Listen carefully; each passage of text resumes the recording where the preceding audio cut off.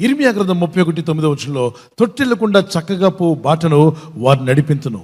నా జీవితంలో నేను తొట్టిల్లకుండా నేను కాపాడబడాలి. ఆత్మీయతలో నేను తొట్టిల్లిపోకూడదు, భక్తిలో నేను తొట్టిల్లిపోకూడదు, విశ్వాసంలో తొట్టిల్లిపోకూడదని ఎప్పుడైతే నువ్వు అలా ప్రార్థిస్తావో నీ ప్రార్థన దేవుడు వింటాడు, నీ ప్రార్థన వింటాడు. తల్లి తన బిడ్డ నడుస్తున్నప్పుడు పడిపోకుండా వెనక ఆ బిడ్డను గమనిస్తూ వస్తుంది. మీరు చూడండి, నేను చూపిస్తున్నాను. ఆ బిడ్డ పడిపోకుండా తండ్రి కానీ తల్లి కానీ వెనక గమనిస్తూనే వస్తున్నారు. అవునా కాదా? ఆ చిన్న బుడతడు నడుస్తున్నాడు, తప్పటడుగులు వేస్తున్నాడు, వెనక ఒక వ్యక్తి గమనిస్తూ వస్తున్నాడు. ఎందుకు వస్తున్నాడు అతను?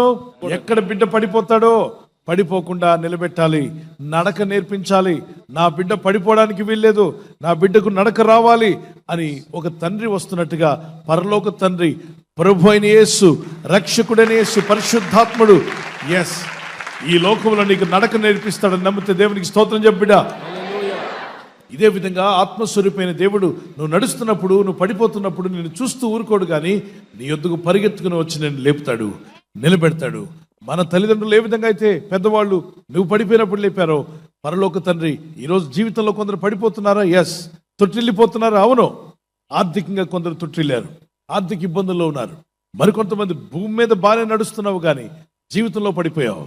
కొన్ని విషయాల్లో నీ జీవితం పడిపోయింది. ఆత్మీయతలో పడిపోయిన వారు, భక్తిలో పడిపోయిన వారు, విశ్వాస జీవితంలో పడిపోయిన వారు, ప్రార్థనా జీవితం మానేశారంటే ప్రార్థనా జీవితంలో పడిపోయారు వాళ్ళు. ఒకప్పుడు దేవుని సన్నిధికి వెళ్ళడానికి, మందిరానికి వెళ్ళడానికి మానక వచ్చేవాళ్ళు.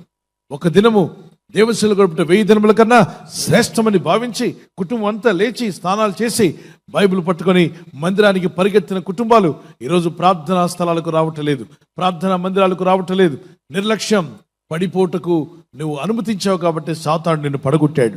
దావీదు రోజు సాయంకాలం, ఉదయం, మధ్యాహ్నం ప్రార్థించేవాడు. 55 కీర్తన 17 కీర్తనలు 55:17 ప్రతి ఉదయమున ప్రతి సాయంకాలమున, ముందు సాయంకాలం అంటాడు, సాయంకాలమున ఉదయమున మధ్యాహ్నం నేను ధ్యానించుచు మొరపెట్టుకొందును, ఆయన నా ప్రార్థన ఆలకించడం. ఇలా ధ్యానించాల్సిన ఈ వ్యక్తి ఒక రోజున ప్రార్థనా ధ్యానం మానేశాడు. సాయంకాలం ప్రార్థన మానేసి మేడ మీదకి ఎక్కి దిక్కులు చూడడం ప్రారంభించాడు. భక్తులారా, దిక్కులు చూడకండి. దిక్కులు చూస్తే అన్ని దిక్కుల నుండి దురాత్మల మీద పడగొట్టే అవకాశం ఉంది. పైకెక్కి మేడ మీద ప్రార్థనా సమయాన్ని దిక్కులు చూడడానికి అప్పగించాడు. ప్రేయర్ చేయాల్సిన టైంను లోకానికి అప్పగించాడు.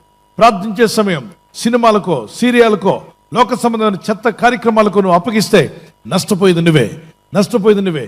సాయంకాలం ప్రార్థించాల్సిన ఈ భక్తుడు సాయంకాలం మేడ మీదకి వెళ్ళి దిక్కులు చూడడం ప్రారంభించగా, ఆ దిక్కులు చూస్తున్నప్పుడు అతనికి ఒక దృశ్యం కనిపించింది. ఆ దృశ్యం ఒక అపవిత్రమైనటువంటి దృశ్యం. ఆ దృశ్యంతో అపవిత్ర ఆత్మతలో ప్రవేశించింది. అతను ఆశించి ఆ అపవిత్రమైన పని చేశాడు, పాప పని చేశాడు. ఎప్పుడైతే పాప పని చేశాడో తన ఇంటి మీదకి శాపం తెచ్చుకున్నాడు. అలాగే తనకున్నవన్నీ కూడా పోగొట్టుకోవడం ప్రారంభించాడు.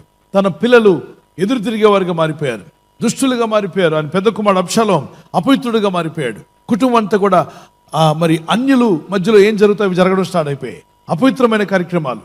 అప్పుడు అతను గుండె బాదుకుని ఏడ్చాడు. దావీదు, దేవా, నేను ఎంత తప్పు చేశాను, నేను ప్రార్థించాల్సిన సమయాన్ని లోకానికి ఇచ్చా, వాక్యం ధ్యానించాల్సిన సమయాన్ని లోకపు పాపపు చూపులకి ఇచ్చాను, ఎంత నష్టపోయాను దేవా అని గుండె బాదుకుని ఏడ్చాడు. నా కుటుంబం ఇలా అవుతుందని అనుకోలేదు, నా జీవితం ఇలా అయిపోతుందని అనుకోలేదు, అన్నీ ఉన్నాయి కదా పర్వాలేదు అనుకున్నాను. దేవుని బిడ్డ, నీకు అన్నీ ఉన్నా భక్తి కలిగే జీవించు, ఏమీ లేకపోయినా భక్తి కలిగే జీవించు.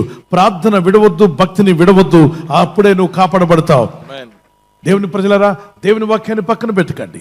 ప్రార్థనపై ఇది మన మేలు కోసం రాయబడింది. మీకు తెలుసా, బైబిల్ గ్రంథంలో రాయబడింది, ద్వితీయోపదేశ కాండంలో ఈ పరిశుద్ధ లేఖనాలన్నీ కూడా మానవుల మేలు కొరకు ఇవ్వబడ్డాయట. మన మేలు కొరకు ఇచ్చిన వాక్యాలు ఇవి. మంచి ఆరోగ్యాలు మీరు కలిగి ఉందరు గాక. ప్రార్థన చేద్దాం, దేవుని దగ్గర మొరపెట్టుకుందాం. పరలోకమందున్న మా తండ్రి, ఈ లోకంలో మేము జీవిస్తున్నప్పుడు మా ఆత్మీయ యాత్రలో అనుదినము నీ కృపను, నీ దయను తలంచుకుంటూ నిన్ను స్తుతిస్తూ జీవించే కృపను మాకు దయచేయండి. మీ రెక్కల చోటున మమ్మల్ని కాచి కాపాడారు, ఇక ముందు కూడా మమ్మల్ని కాపాడబోతున్నారు. ఈ రాత్రి నెమ్మదితో పండుకొని సురక్షితంగా కాపాడబడినట్లుగా నీ అగ్ని కంచి వేసి మమ్మల్ని కాపాడండి. మీ చిత్తములో కొనసాగే కృప మా అందరికీ దయచేయమని యేసుక్రీస్తు ప్రశస్త నామములో వీరందరికీ చక్కని నిద్ర దయచేసి తెల్లవారు లేచి కృపను మాకిమ్మని క్రీస్తు నామములో అడిగి వేడుకుంటున్నామా పరలోకపు తండ్రి, ఆమేన్, ఆమేన్. ఈ వాగ్దానాన్ని మీతోనే ఉంచుకోకుండా లైక్ చేయండి, షేర్ చేయండి. అనేకులు ఈ యొక్క ఛానల్ సబ్స్క్రైబ్ చేసుకోమని తెలియపరచండి. సబ్స్క్రైబ్ చేయని వారు కూడా సబ్స్క్రైబ్ చేయండి.